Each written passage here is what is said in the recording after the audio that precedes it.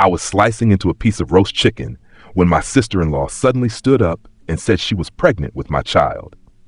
My name is David. I'm a high school teacher, married to Lisa for 6 years. We were at her parents' house for Sunday dinner. The usual group was there: her mom, her dad, her younger sister Rachel, and Rachel's boyfriend Kyle. Rachel's hand was trembling when she pointed at me across the table. Tell them what you did." I set my fork down. "What are you talking about? I'm 12 weeks pregnant, and it's yours." The room went completely silent. Lisa's face turned pale. "What?" "I didn't want to say anything, but I can't keep lying," Rachel said, her voice breaking. "It happened in July at the lake house. You were all asleep. He came to my room. I just stared at her. That never happened." "Stop lying." She started crying. Real tears. Her mom rushed over to comfort her. Lisa looked at me.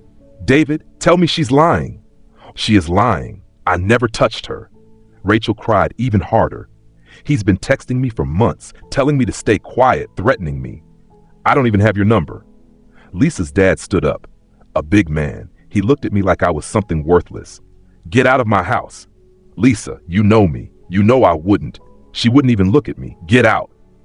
I met Lisa 7 years ago at a bookstore in Portland. She was buying poetry. I was looking for lesson plans. We got coffee and talked for 3 hours. Her family was close, Sunday dinners every week, holidays together. Her parents treated me well at first, polite and welcoming enough. Rachel was 19 when I met her. Quiet, studying nursing. She seemed kind and normal. We all got along. No tension, nothing strange. Last July, we did spend a weekend at her parents' lake house. All of us. Rachel was there with Kyle. They'd been dating about 4 months. I remembered that weekend clearly. We grilled, played cards. I went to bed early both nights because I had a summer class to prepare for. Nothing happened, not even close. Now I was sitting in a Motel 6 off the highway because Lisa wouldn't let me back into our apartment. She texted once, "Don't contact me. Don't contact my family. I need time to think." I tried calling. She didn't answer. I called her mom. She picked up and immediately started yelling, calling me a predator. She said if I came near Rachel again, she'd call the police. I tried to explain, but she hung up. Her dad sent one message: "If you know what's good for you, you'll disappear." I sat on the edge of the motel bed, staring at my phone. Rachel was lying, but why? And why now? I opened my laptop and started reviewing my phone records. I had to prove this wasn't real. I pulled every text message I'd ever sent, every call log, every email. Nothing to Rachel. Not a single message. I checked my location history on Google Maps. July 12th through 14th, the lake house weekend. My phone didn't leave the main house except twice. Once to the dock, once to the grocery store with Lisa. Never to Rachel's room. Never anywhere alone with her. I took screenshots of everything and saved them in a folder. Then I started thinking about Kyle, Rachel's boyfriend, the guy who had been sitting right next to her at dinner. Quiet the whole time. Didn't say a word when she made the accusation. Just sat there, staring at his plate. I looked him up on Facebook. Kyle Brennan, 22, worked at a car dealership. His relationship status still said he was in a relationship with Rachel Monroe. 2 days ago, he posted a picture of them at a restaurant. She was smiling. He had his arm around her. He didn't look like someone whose girlfriend had just admitted to cheating. I scrolled further back and found a post from August. Rachel was tagged in it. Can't wait for what's next. Big changes coming. The comments were full of congratulations and heart emojis. Friends were asking if she was engaged. She replied to one, "Not yet, but soon. Something even better." I stared at that. Something even better than being engaged. My phone buzzed. An unknown number. A text message. "Stop digging. This is your only warning." I looked at it for a long moment. Then I kept going. I didn't reply. I just took a screenshot and added it to my folder. The next morning, I called a lawyer, a man named Paul Hendress. He handled family law and defamation cases. I told him everything. He listened without interrupting. "Do you have any proof you weren't alone with her?" "Location data, phone records, nothing connecting us." "That's good, but it's defensive," he said. "What we need is proof she's lying, a motive. Evidence of fabrication. How do I get that?" "You don't." "I do." He paused. "This is going to cost you, and it's going to take time. If she's lying, there's a reason. We need to find it."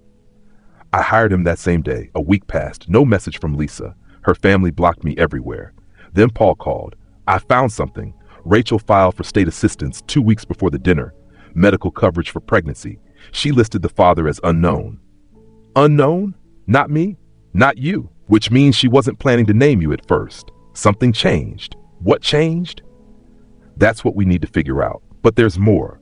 Her boyfriend Kyle has a sealed juvenile record, an assault charge reduced, and his family is struggling financially. 3 brothers, single mom. They're barely managing. I processed that. You think this is about money? I think it's about something. Money is usually a strong possibility. My phone rang while I was still on the call with Paul. Caller ID, St. Vincent's Hospital. Mr. Carver, we need you to come in. It's regarding Rachel Monroe. I told Paul I'd call him back. Mr. Carver, the woman said. Her voice was calm and professional.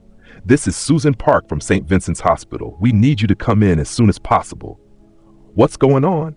I can't discuss it over the phone, but it's urgent. Can you come today? Is Rachel okay? She's stable, but there's something you need to know. Please come alone. Don't bring family members. She gave me a time, 2 p.m. I sat in the parking lot for 10 minutes before going inside. Susan Park met me at the front desk, mid-40s, wearing scrubs, holding a clipboard. She led me into a small office and closed the door. Mr. Carver, Rachel Monroe listed you as the father of her child on her intake paperwork. I know, it's not true. She looked at me carefully. We ran standard blood work as part of her prenatal care. There were some irregularities. What kind of irregularities? Her blood type is O positive. She listed you as the father. We need your blood type for medical records. I'm AB negative. She wrote it down, then looked up. And your wife? A positive. She set her pen down. Mr. Carver, the fetus has a B positive blood type. I stared at her. Meaning what? Meaning it is genetically impossible for you to be the father. The room felt smaller. Does Rachel know this? Not yet, but she will. We are required to inform her at her next appointment. When is that? Tomorrow morning. I called Paul from the parking lot. They have proof, medical proof. Blood types don't match. I can't be the father. That's exactly what we need. Can you get documentation? The hospital is giving her the results tomorrow morning. She'll know by noon. Good. Let her process it. Don't contact her. Don't contact your wife. Let them come to you. And if they don't, then we go to them with everything. I didn't sleep that night. The next day at 1 p.m., my phone rang. Lisa, I answered. David? Her voice was quiet, unsteady. Yeah, Rachel just called me. She's at the hospital. They told her. They said you can't be the father. Something about blood types. I didn't say anything. David, I don't understand. She was so sure. She had details. She knew things about that weekend. What things? She said you wore a gray shirt to bed, that you told her you weren't happy with me, that you kissed her by the dock. I wore a white shirt. I never went to the dock alone, and I've never been anything but happy with you. Silence. Why would she lie? I don't know, but I'm going to find out. Her parents are panicking. My dad says the hospital made a mistake. My mom thinks Rachel got the timing wrong. There's no confusion. Lisa, she lied, and someone told her to. Who? I think it was Kyle. A long pause. Why? Because he's the father, and they needed someone else to blame. Lisa came to the motel that night. I opened the door. She looked exhausted, eyes red. Can I come in? I stepped aside. She sat on the edge of the bed. I talked to Rachel. I confronted her about the blood test. What did she say? She broke down, said Kyle told her to do it, said his family would disown him if they found out. They're Catholic. His mom already dislikes Rachel, so she agreed to blame you. Lisa nodded, tears running down her face. She said Kyle promised they would tell the truth after the baby was born, that it was just temporary to buy time. Temporary? I sat across from her. She destroyed our marriage for something temporary. Your whole family turned on me. Your dad threatened me. Your mom called me a predator. I know, David. I'm so sorry. Sorry doesn't fix this, Lisa. She looked down. What do you want me to say? I want you to tell me you believe me, even for a second. She didn't answer. That told me everything. You should go. David, please go. She stood up, walked to the door, then paused.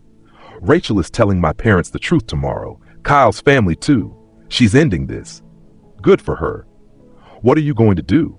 I looked at her. I'm going to speak with my lawyer. Then I'll decide if I still want to be married to someone who believed I was capable of that." She left without saying anything else. Rachel's confession came out 2 days later. She told her parents everything. She told Kyle's family. She even posted an apology on Facebook, which she deleted an hour later. Lisa's parents called me, her dad first. "David, we made a serious mistake. I didn't make it easy for him. Yes, you did. We want you to come to dinner, talk this through as a family. I'm not family anymore. You're still married to our daughter for now." He went quiet. "I understand if you're angry. Angry doesn't cover it." Her mom tried next. She left a voicemail crying, saying she was sorry and that she should have trusted me. I deleted it. Kyle's family cut him off completely and forced him out. Last I heard, he was staying on a friend's couch. Rachel moved back in with her parents. The baby was due in 4 months. Lisa came by one more time. I had already filed the divorce papers.